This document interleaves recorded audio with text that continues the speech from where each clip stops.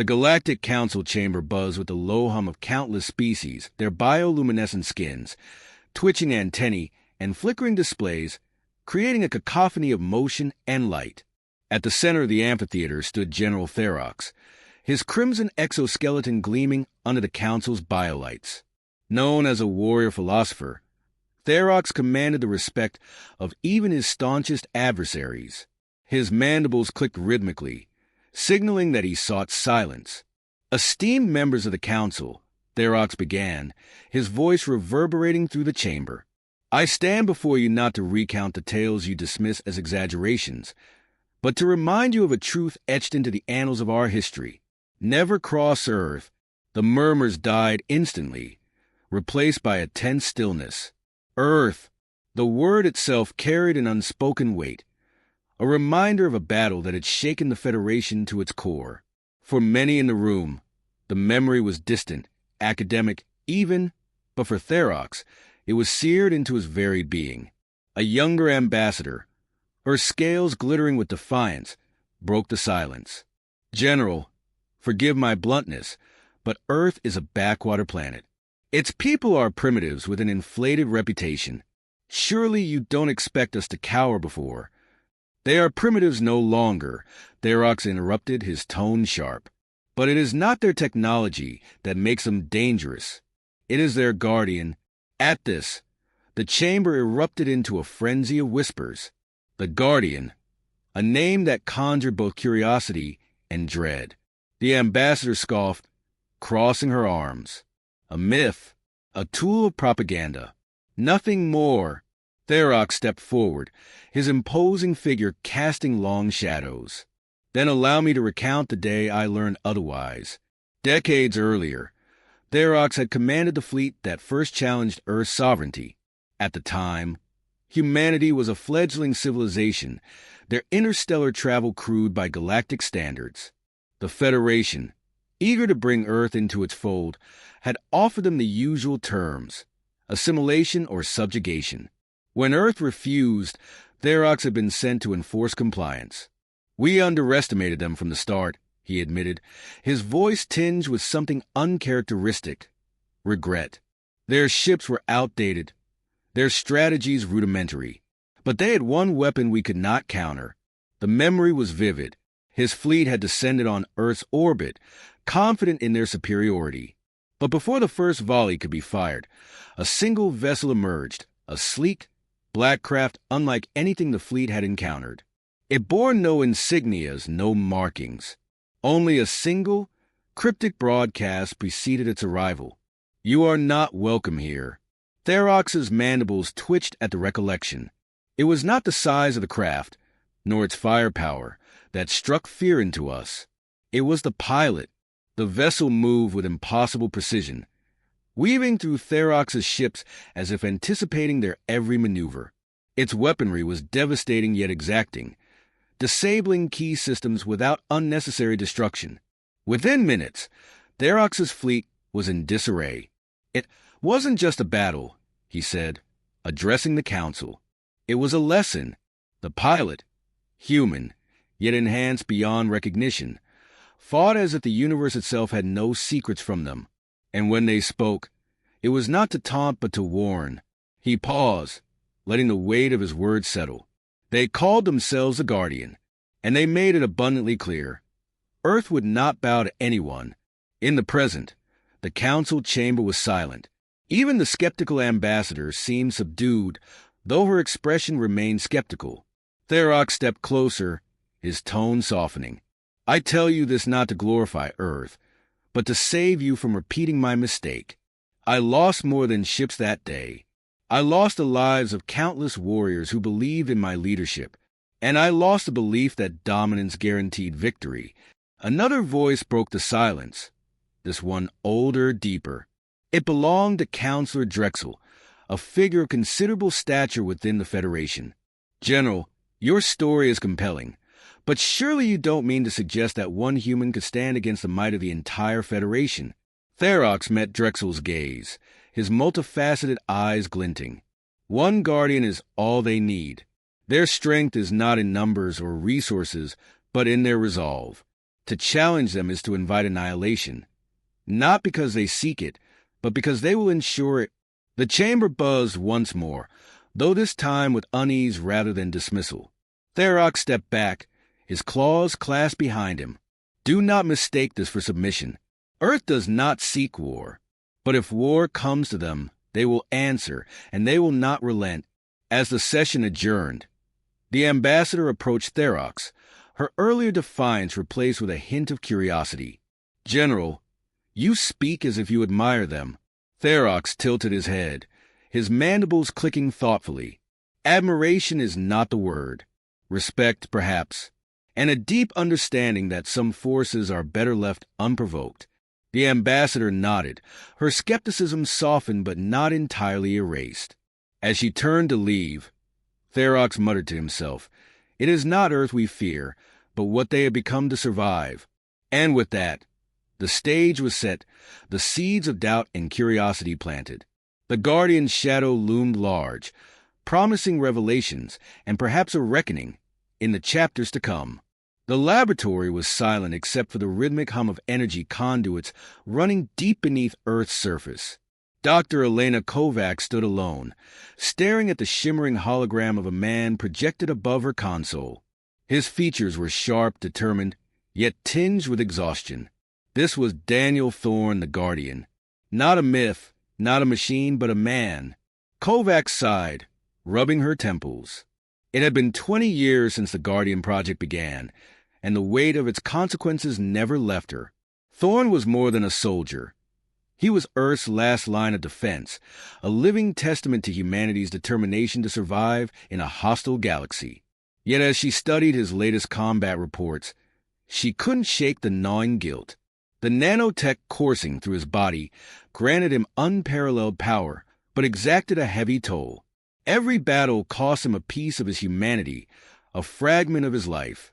When the Terran Federation first uncovered the alien wreckage that led to Project Aegis, humanity had been vulnerable, barely capable of interstellar travel. The galaxy was a graveyard of civilizations destroyed by more advanced species, and Earth's leaders knew their survival depended on innovation and secrecy. The wreckage had yielded wonders. Nanotechnology that could adapt to any environment, regenerate from damage, and evolve faster than any biological system. It was both a miracle and a curse. The early experiments were failures, marked by grotesque mutations and tragic deaths. But Thorne had been different, a decorated pilot with an indomitable spirit. He was chosen not for his strength but for his mind and resolve. Where others had been consumed by the nanobots, he had mastered them, becoming a symbiotic blend of human ingenuity and alien technology. He didn't just survive the integration, he thrived. Kovacs replayed a recording from his neural interface, her fingers trembling slightly. The voice that came through was calm, measured, but carried an edge of fatigue. "I don't hate them," Thorne had said, referring to his enemies. "They fight for what they believe, just as I do. But I will not let her fall. Not while I can still stand." His words had been broadcast to an invading fleet moments before he decimated them. Kovacs could still hear the reports of alien survivors, their hushed, terrified descriptions of a being who moved faster than light, whose bodies seemed impervious to their most advanced weaponry. To them, he was a phantom, an unstoppable force. To Kovacs, he was a man running out of time. Across the galaxy, the whispers of the Guardian had reached every corner of the Galactic Federation. Counselor Drexel was among those who dismissed the tales as propaganda. He sat in his opulent chamber, reviewing intercepted Terran files. The fragments hinted at Earth's experiments with alien technology, but nothing concrete. Drexel's lips curled into a smirk. "One man cannot hold back the galaxy," he muttered. His advisors nodded in agreement, their confidence bolstered by the size of the coalition fleet they were assembling. Earth's secrecy, Drexel believed, was a facade meant to mask its weakness. If the Guardian truly existed, he was but one being against countless ships. Meanwhile, Kovacs stared at her console, a new report flashing on the screen. An unauthorized fleet had crossed into Earth's territory, a coalition led by Drexel. Her stomach sank, as she realized what it meant. The Council's doubts, their hubris, were about to put Earth to the ultimate test. A quiet alert broke her thoughts. She looked up, and there it was, the activation signal. Somewhere above Earth's atmosphere, a single black, unmarked vessel had launched. The Guardian was already in motion. Kovacs closed her eyes, a mix of pride and dread washing over her. She knew what Thorn would do, what he had always done. He would meet the enemy head-on, not for glory or vengeance, but because he was the only one who could. Yet she also knew the price he would pay. Far from Earth, Drexel's fleet moved in formation, their weapon systems primed. The counselor stood on the bridge of his flagship, confident in his victory. "Bring me their Guardian," he commanded, his tone dismissive. Alive, if possible, unseen by Drexel. A shadow emerged from the void, a lone vessel streaking toward the fleet. Inside, Thorn's eyes burned with focus. The nanobots coursed through him, his body alive with their energy. He had no illusions about what lay ahead. The odds were insurmountable, the enemy relentless. But he had made his choice long ago. As the first alarms blared across Drexel's fleet, Thorn whispered to himself, his voice barely audible over the hum of his ship. Not one step further. The collision of wills was inevitable. A confrontation that would either cement the Guardian's legend or expose the frailty behind the myth. Kovacs watched from her lab, her hands clenched into fists. This was the moment she dreaded, and the one she had helped create. The stars themselves seemed to hold their breath as the Guardian streaked toward his fate. The battle was about to begin, and the galaxy would never be the same. The black void of space seemed to stretch infinitely as the lone vessel cut through it, its sleek form a shadow among countless stars. Inside, Daniel Thorne sat in the cockpit, his eyes fixed on the distant lights of the approaching fleet. His body, augmented beyond human recognition, hummed with energy. The nanobots coursing through his veins responded to his every thought, adapting his physiology in real time to ensure his survival. Yet, despite the power at his command, there was a weariness in his heart, a fatigue that had never truly gone away. He had faced death countless times in his life as a Guardian, but this time felt different. The fleet he was about to face wasn't just another group of invaders. It was the culmination of everything that had been said about Earth's strength and vulnerability. Drexel, the ambitious counselor leading the charge, was not just a foe. He was a symbol of the Federation's belief that Earth's defiance could be crushed. Thorne's mission wasn't just a fight. It was to prove that Earth would not be bowled over by anyone, not even the most powerful coalition in the galaxy.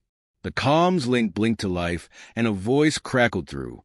It was Kovacs, her tone professional but tinged with an undercurrent of concern.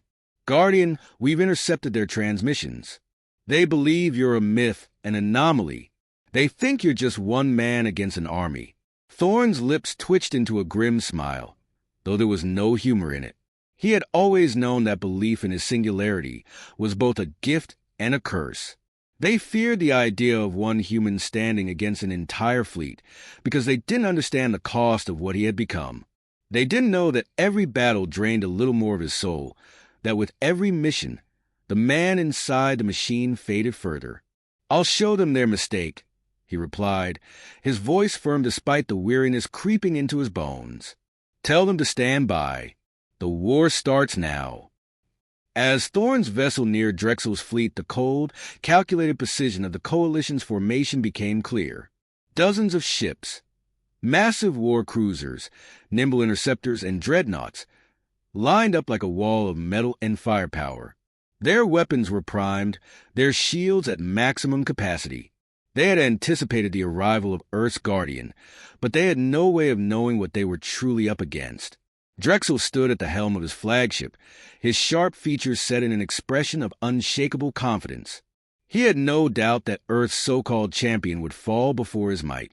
One man, no matter how powerful, could not stand against the vast resources of the Federation. Not when they had the full support of countless species who had long mastered the art of war. "Prepare the fleet," Drexel ordered, his voice calm but laced with a tinge of contempt. "And remember, we need him alive." He'll be a trophy for the Council. In the vast expanse between them, Thorn powered up the engines, sending his ship into a controlled dive toward the nearest cruiser. The distance between the two forces shrank rapidly, and the first volley of energy blasts lit up the blackness of space. His ship dodged and weaved, twisting in a fluid, almost impossible dance as the nanobots reconfigured its shields, adapting to the incoming fire. He wasn't just dodging. They were anticipating, moving ahead of the enemy's trajectory. The first few shots glanced off his hull, sparking against the reinforced shields, but Thorn was already there, at the heart of the fleet.